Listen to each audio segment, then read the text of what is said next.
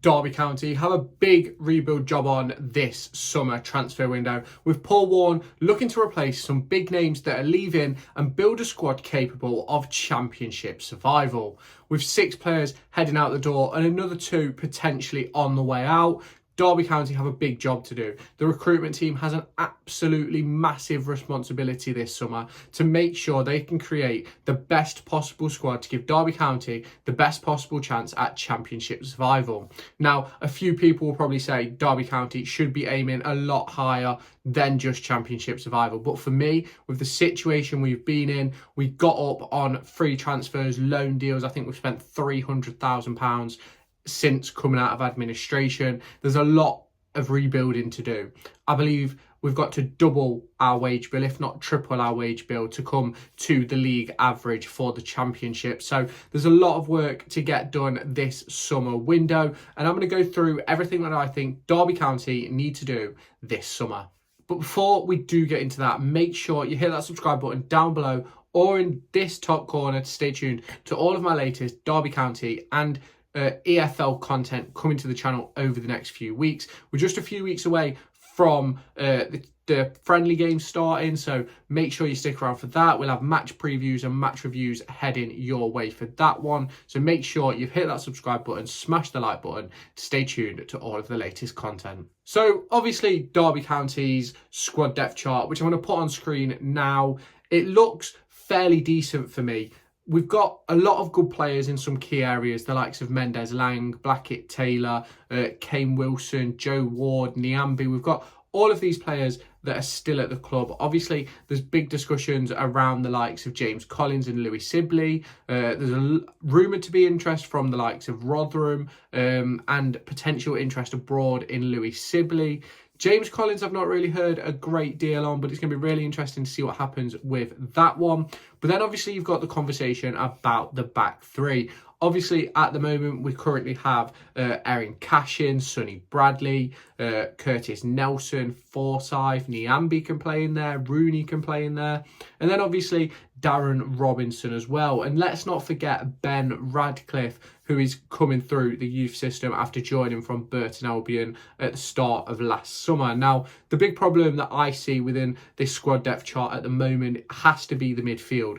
With just Tyrese Forner and Liam Thompson in there, it's a big talking point. Obviously, if Sibley resigns, you've got another player that can put in there. You could argue Barkhazen, if we play a 3, can play in that 10 role. And then obviously you've got the likes of Robinson, Rooney and Radcliffe, who can all step up into the midfield. However, I definitely think we need some extra bodies in that midfield. So as we're going through this squad depth chart, make sure you let me know your thoughts down in the comment section down below. What players do you think we should sign? What positions do you think are the main focuses? Let me know your thoughts down below. Smash the subscribe button and I'll catch you at the end of the video. And a big target who I believe that Derby County are allegedly looking at is Ben Osborn. Obviously can play both wing backs and in midfield. I think he'd be an excellent addition to the team. We then take a slight detour over to left wing back. Now, obviously there's Karamako, who never really got to show himself in his full commitment, in my opinion, as a result of his injuries, could never really stay fit for a run of games. Now, obviously, it didn't start great for him with his debut. I believe it was against Blackpool in the Cup, where obviously we know what happened that day. We got absolutely trounced. We were awful that day, and I think a lot of people were looking for Paul Warne's head in a roundabout way because it was just not good enough. Now, obviously, there's also Craig Forsyth, but Craig Forsyth is coming towards the back end of his career. And I personally, I'm not 100% sure where Paul Warne is going to see Forsyth. Obviously, spent a lot of time at fullback this season or wing back. He's also spent a lot of time at centre half for Paul Warne over the past few years. So that's going to be a big talking point heading into this season. Where is Craig Forsyth going to play? Because if he doesn't play left wing back, then in my opinion, we probably need to go and get 2, because I'm unsure about Callum Elder. I think he has a lot of potential and a lot of ability to prove himself, but he's just not yet proved it yeah, obviously. So, obviously, right wing back, perfectly fine. Obviously, you've got Ward, Niambi, Wilson, Rooney can play out there, Mendes Lang or Barkhuizen at a worst case scenario. So, I'm not really too worried about that. Obviously, we go to the goalkeeper position, which obviously needs some work. Losing Joe Wildsmith this summer, it's disappointing, but taking Paul Warne's TalkSport interview into context, it seemed as if he wanted too much from the club, and he thinks he could get better for similar price. So it's going to be really interesting to see. Obviously, there's been a lot of rumours about goalkeepers recently. Obviously, started the summer with Victor Johansson. He's then gone to Stoke. You've then also got the talk around Dan Iversen and Matt Ryan. So they're two names who could potentially fill the void. You've also then got Marek Rodak from Fulham, who has recently been released, who could obviously come in and step in at championship level. So it's really interesting to see what is going on with Derby County, especially in those departments, because we're 3 weeks away from the first pre-season game, which I believe is against Matlock on the 12th of July, before they head to Spain. It might be earlier than that. It might be the 6th of July, but we're not that far away. So I think we need to get some business done this week. As of recording this video, it is 11:41 on the 24th of June. We don't yet have any business through the door, so it's going to be really interesting to see when that does start kicking off. Obviously, fixture release is this week, so make sure you stay tuned to the channel for that. I'm going to do a live, well, it's not going to be live, but I'm going to record my reaction going through the fixtures on Wednesday, I think that comes out. So we're going to do that. Then on Thursday, we've got the kit launch, which I'm going to do a video about as well. So make sure you have subscribed to the channel to stay tuned for that. And then another big issue, which we're going to talk about with this squad depth, is the forward line. Don't get me wrong, Barkhuizen, Blackett-Taylor, Mendes Lang, I think are really good options.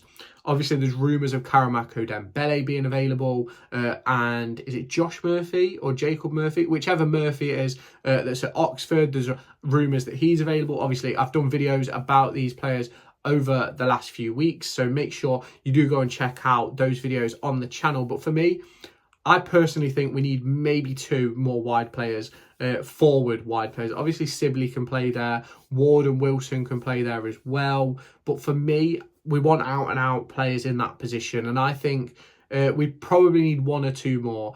I'd say one who can play on both sides and one who can play all through that front line, whether it be the 10, the 9, the 7 or the 11. I think they should be able to play. I think we need someone who can play all four, just in case of injuries. Obviously, we got to a point this season where Kane Wilson played as a number 9 with Mendes Lang for a game.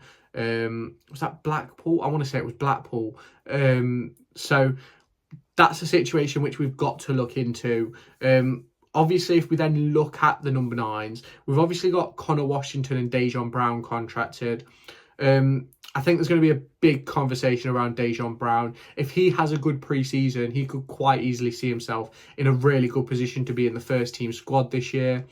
Obviously, you've then got Connor Washington, who never quite made his mark in League One, had a few good games, but got injured on international duty and sort of never really got back in shape. Towards the back end of the season, I don't think was a valid response to what he's capable of, because obviously those injuries, it kept him out for such a long time, and he just wasn't match fit or match sharp. He sort of got shoved in because Collins wasn't available, Gale got injured, Waghorn wasn't available, and when he was, kept missing barn doors. So it's one of those for me where that's a massive talking point, that front line. So for me, I think the big positions that Derby County obviously needs to look at is obviously the goalkeeper. Massive decision to make. I think having a brilliant number 1 goalkeeper can really change the complexion of your squad, and you need a goalkeeper that your back 3 or back 4 can trust.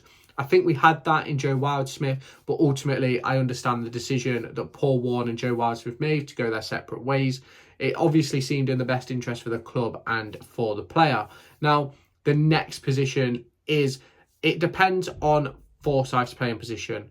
I think it's either going to be a brand new, I think we need a centre-back and a left back. So it's a 50-50 coin toss. Where is Forsyth going to play mainly? Is he going to be a centre-half or is he going to be a left-back? If he's going to be a left-back, then I think we need a centre-half. If he's going to be a centre-half, I think we need a left-back. So pretty self-explanatory. Obviously, Sibley staying and his versatility obviously adds an option, but I'd still think we need another out-and-out left-sided player. So obviously, I think right back, we're perfectly fine. Right wing back, perfectly fine. With Ward, Wilson, Niambi. Obviously, Jake Rooney can step in. Curtis Nelson can step in. I think that's a perfect setup already. Obviously, the midfield needs work. Just Thompson and Warne as senior players in that area definitely needs something doing there. Obviously, there's been a lot of talk about Ben Osborn, as I mentioned previously. But I think we need a lot more than just Ben Osborn. We need a proper creative force in that midfield. I think we need to sign a proper number 10. So there is another position. So obviously at the minute we've got goalkeeper, Forsyth dependent left back or centre back, midfield, and then I think we need a number 9, maybe 2 number 9s, and maybe 1 or 2 wide players. So obviously we do have, I think we've got a fairly decent base of a squad. I think losing Corey Smith, for me, I think it's going to hurt us a little bit. Very tidy in possession. I would have personally kept him on a year-long contract because I just think he offers something that we don't have in the squad. But it's going to be interesting to see who Paul Warne does replace these players with. If you do have any ideas, let me know your thoughts down in the comment section. Make sure you've hit that subscribe button and I'll catch you in my next video. Make sure to go and find me on TikTok, pictured here, and Twitter, pictured here. These are the places where I'll keep you all up to date with all my upcoming videos and my thoughts and feelings around the Formula 1 and football weekend.